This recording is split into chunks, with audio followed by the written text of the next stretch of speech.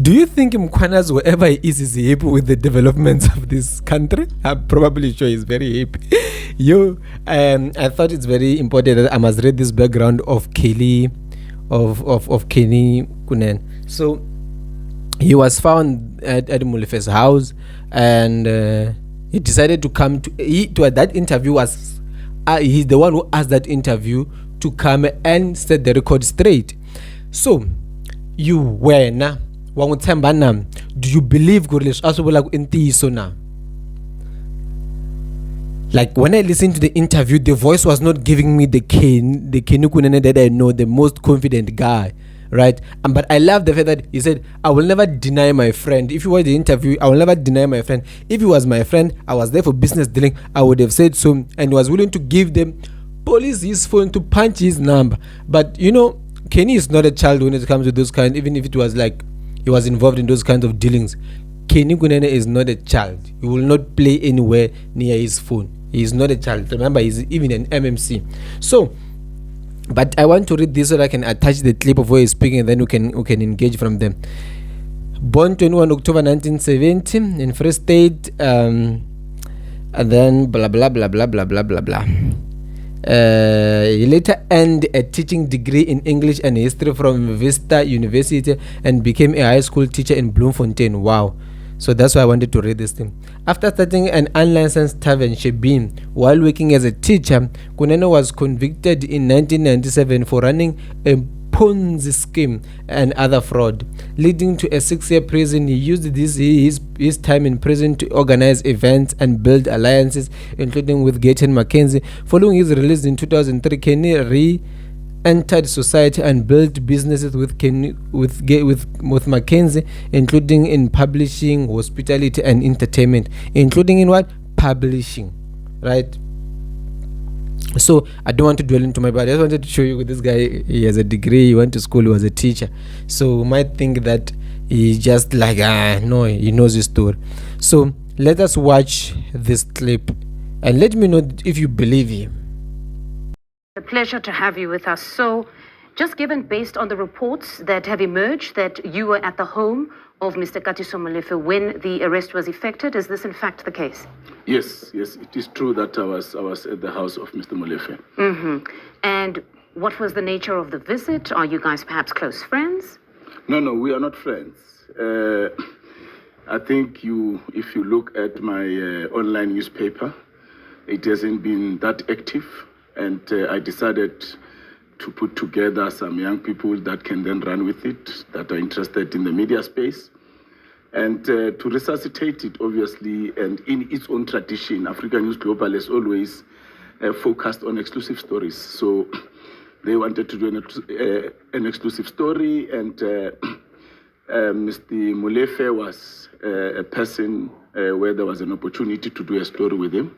Remember that he has not spoken publicly since his arrest and whilst he was on bail.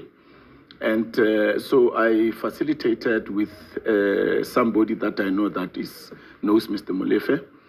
And Mr. Molefe agreed to do the interview, and the meeting was facilitated. So you were there essentially as the editor-in-chief of the newspaper, facilitating an interview exclusively? No, not as editor-in-chief. Mm-hmm. I am handing the platform as the owner to these young people because I don't have time for it with the work that I'm doing in the city. And but these matters are very sensitive. So the person that facilitated said, you have to bring the journalist, which I did.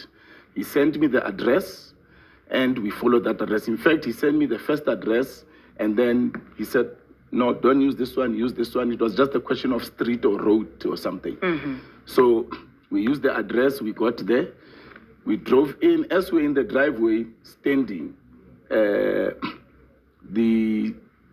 don't know if it's the son or one of the boys, came running and saying, the police are kicking the gate.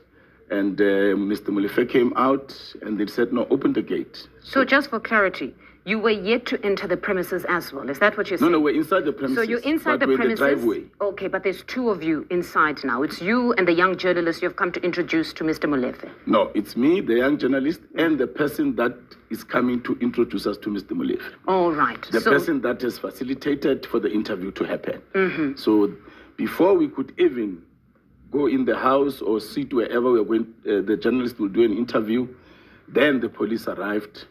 Rifles, Casper, V-classes, and they then asked who is the owner of the house. Mr. Molefe said, it's me, and then they handcuffed him, and they then wanted our particulars, and they called me to ask me these questions. What am I doing there? And I explained to them. They asked me if I've got the number of Mr. Molefe. They want to see it. I said, I don't have his number. All right. By the way, you can take my phone, punch his number, and see if I have it. Mm-hmm. How did you get here?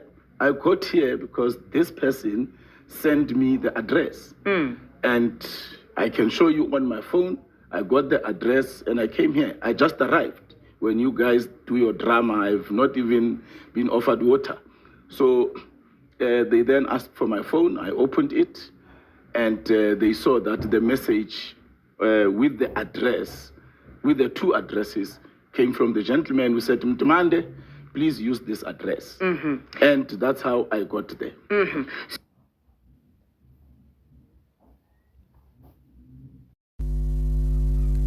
Right.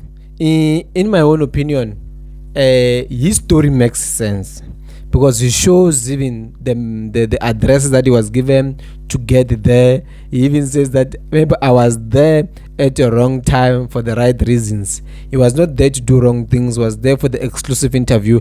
As a person who sometimes do interviews, we always go for the exclusive one. We know if we get this interview, boom, we've got numbers here. You know, we can even get a sponsor after that interview. We're gonna get like our platform will be relevant for quite some time. So we operate like that. But knowing Kenny, and I don't buy that story. And like the way he was articulating, I find him cracking. He like I don't know if he thinks we as a society we are fools, we are stupid. And Gaten McKenzie won't remove him as a deputy president of Patriotic Alliance. Gaten McKenzie will tell us, I'm not caught. Until a court says he's guilty, then I will remove him as the deputy president of the Patriotic Alliance. Before then, I won't do it. That's what Gaten McKenzie will say. He has said it before. So, and as he says, I was not there for wrong things. But I do not believe Gaten.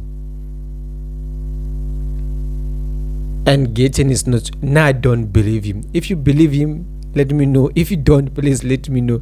Please like this video and subscribe. This video is brought to you by Vakandle Burial Group. For information, contact or WhatsApp us at 064 7555 674. info@vakandlegroup.co.za. That's our email. Vakandle Group, we are family.